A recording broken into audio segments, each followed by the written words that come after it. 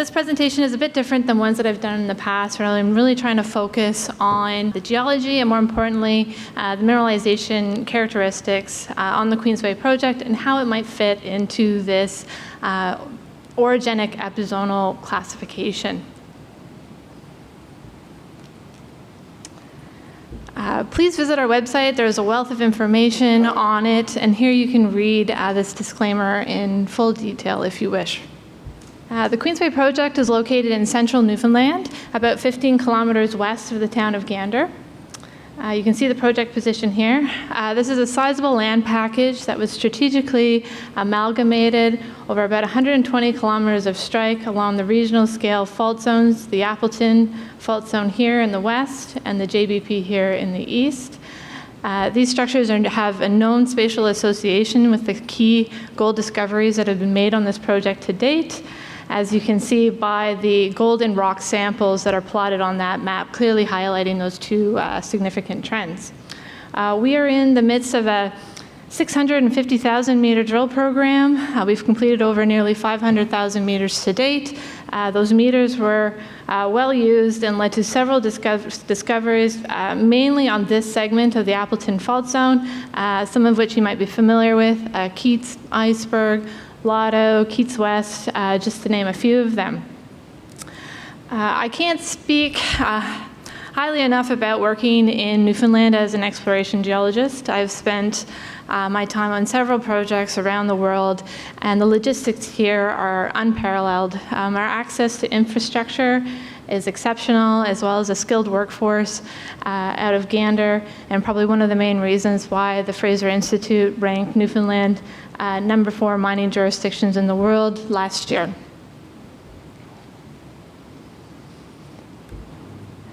So getting into the geology here, Newfoundland was formed by the amalgamation of several terrains during the closure of the Iapetus and Rheac oceans and subsequent Appalachian orogeny. The project here, this is a simplified geological map of Newfoundland, and you can see the project boundary largely over the Davidsville sedimentary group. We'll talk about this in a bit more detail, but this is a turbidite sequence within the exploit subzone of the Dunage zone. I like this series of images here because it really helps you visualize where the Davidsville group was situated. These are turbidites that were derived from the advancing Gandaria margin during the closure of the Iapetus, and in a prime location to be subjected to orogenesis, so all of those processes that are conducive for concentrating and depositing gold mineralization, mainly deformation and metamorphism in this particular situation. Diving into the property scale geology, on the right here we have a map of the project in its entirety.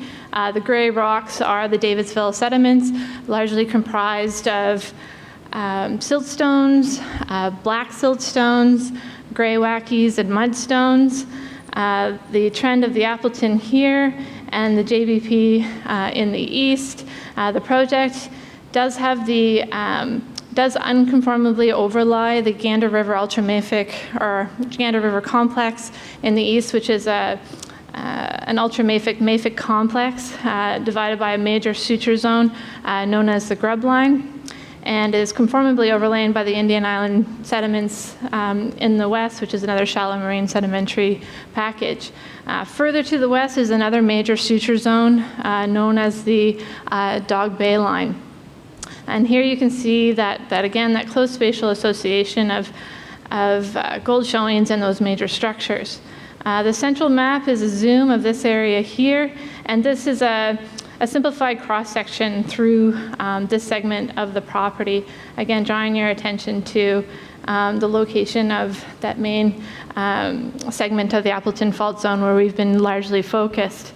These sediments are largely tight to isoclinally folded, and you can see these bounding thrust faults, the one of our particular focus being the Appleton thrust here, the grub out to the east, and then JBP here, more centrally located, which is a bit of a different beast, more of an anastomosing corridor of shear zones associated with gold mineralization.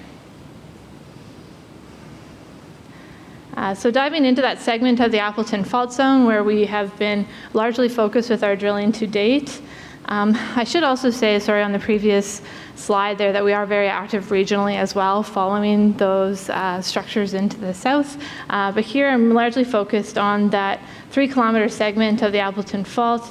To get your eyes into the geology map here, we've got this southwest striking Appleton Fault, the gray polygon here.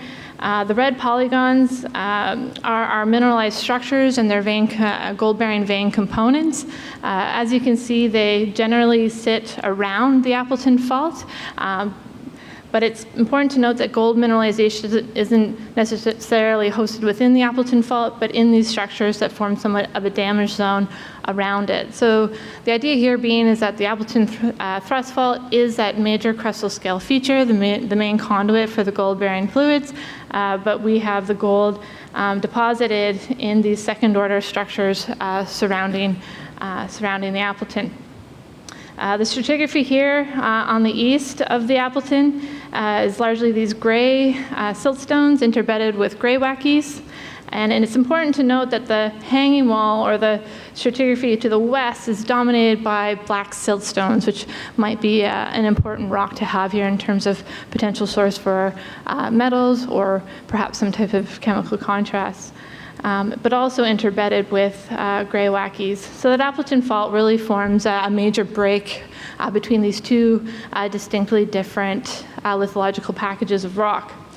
The blue arrows point to these images of our mineralization from a number of zones. The grade can be quite high over considerable thicknesses, and this mineralization style and these types of grade aren't just occurring at one zone, but across several of these zones over that 3 kilometers or so of strike.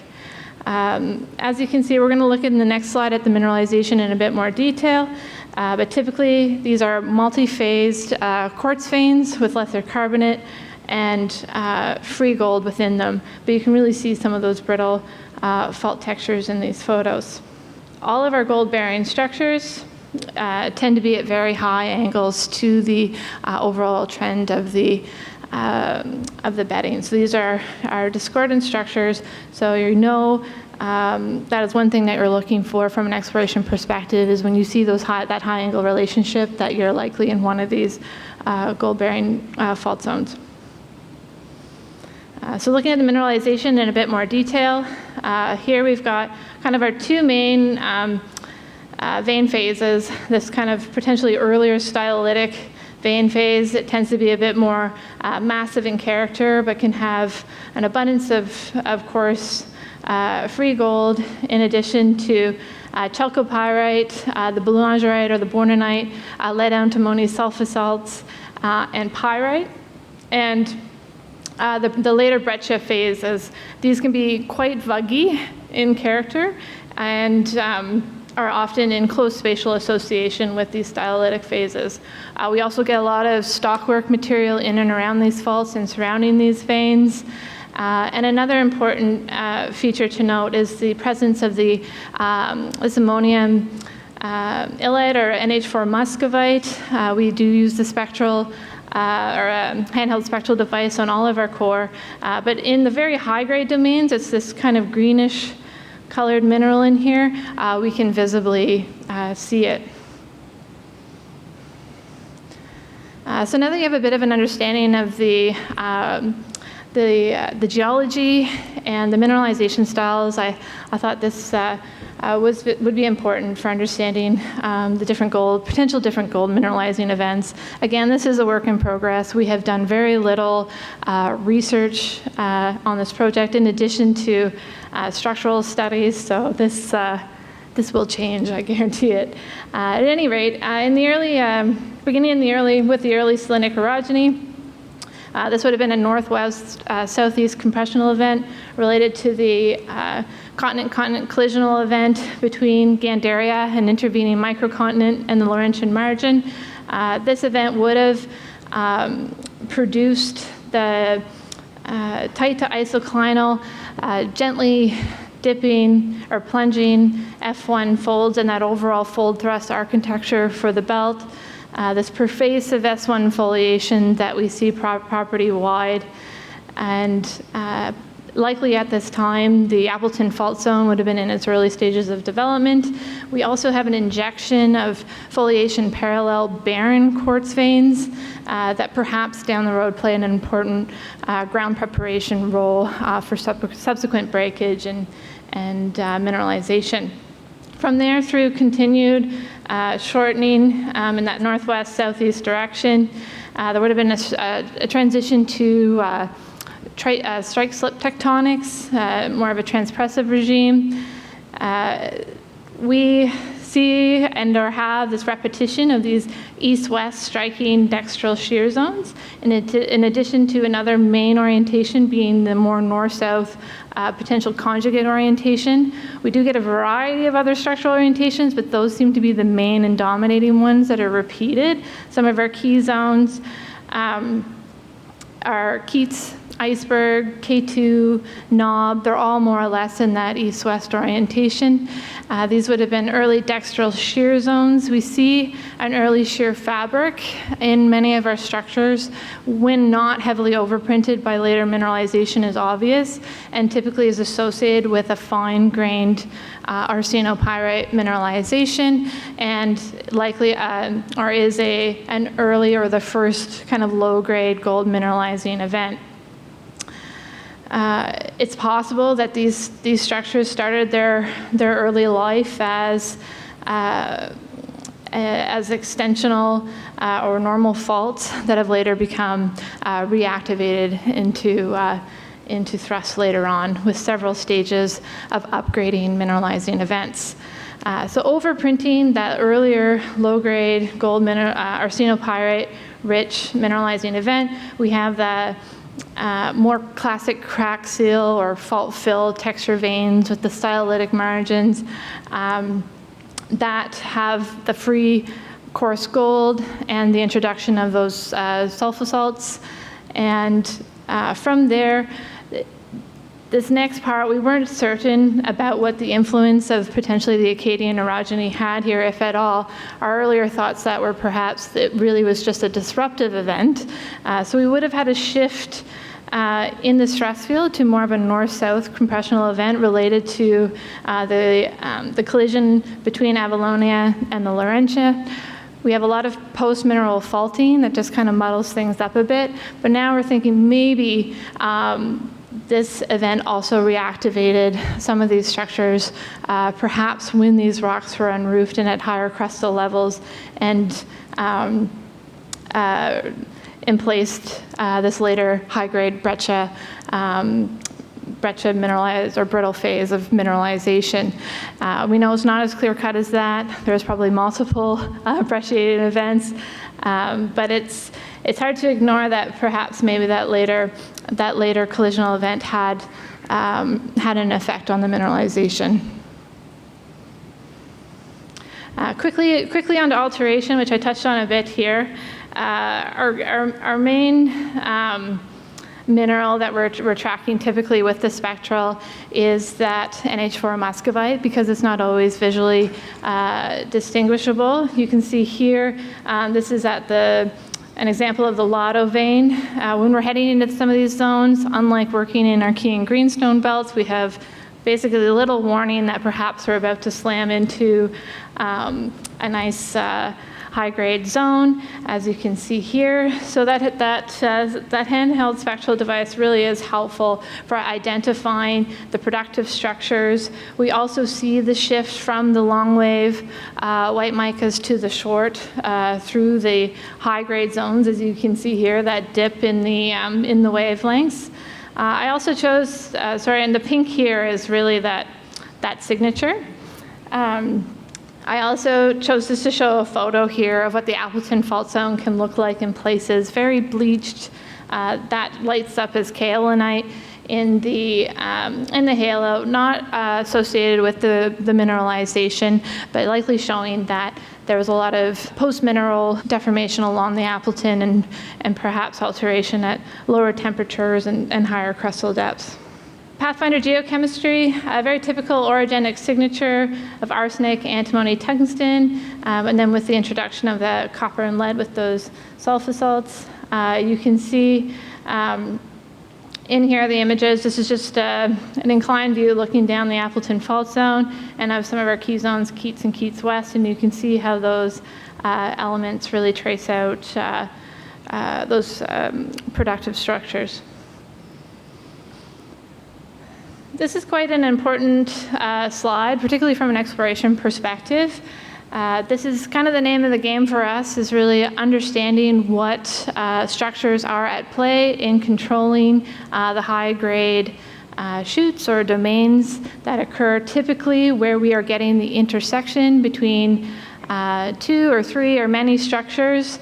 This is a plan view map of Keats here, Iceberg, the Appleton Fault, Keats West, with 2 sections through both of these areas that you can see over on the left-hand side here. And the gold mesh overlaying over the gold bearing or the vein model highlights those high-grade domains, and they really occur where we are getting those intersections, which is demonstrated in this image here. It's just a simplified cartoon showing the intersection of 2 planes and a high-grade domain developing. Typically within these high-grade domains is where we get these breccia pipes, we'll say, and can often form perhaps where you get 2 of those more laterally continuous early crack-seal vein or vein-filled structures intersecting.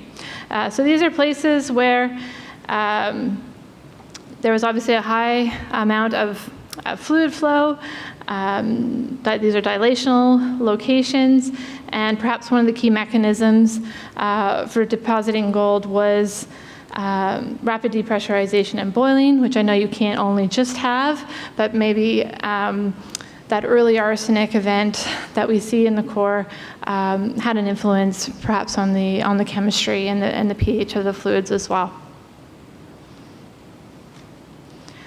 We recently embarked on uncovering or trenching the northern end of a high-grade segment of the Keats main zone.